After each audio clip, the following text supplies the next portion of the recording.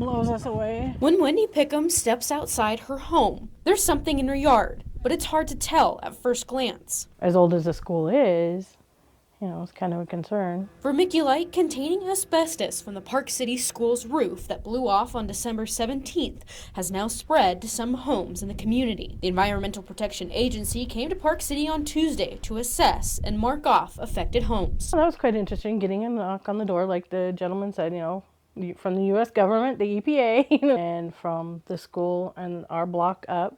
They have found traces, in some places higher. Wendy is just one of nearly 15 homes that were affected.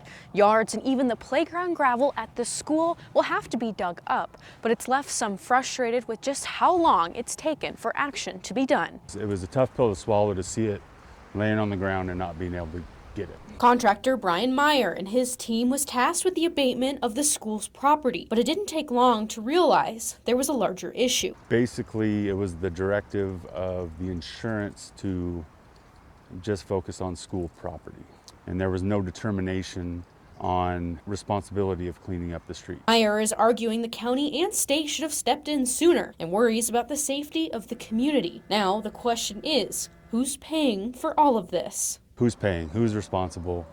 And like I said, there was just a lot of finger pointing and no action. Really irritating. The county originally sent a letter to the school district on January 8th, saying the district had 4 days to clean up the debris that flew off school grounds. And Commissioner Roger Webb told MTN the county is not paying for the cleanup, nor will enact county emergency services. School Superintendent Dave Whitesell says someone has to pay for it. He estimates the overall cleanup will cost the school $1.5 million. Where the EPA and FEMA may fall into this with the presidential declaration that FEMA's talking about, and what EPA possibly may be able to assist us in is yet to have been determined. EPA has notified neighbors, and digging up of yards will come at no cost to homeowners. I'm glad that they are taking, that step to take care of it. And while it's taken a while to get here, Meyer says he's glad the project is now on track. We are where we are. We're going to get the kids back to school as fast as we can and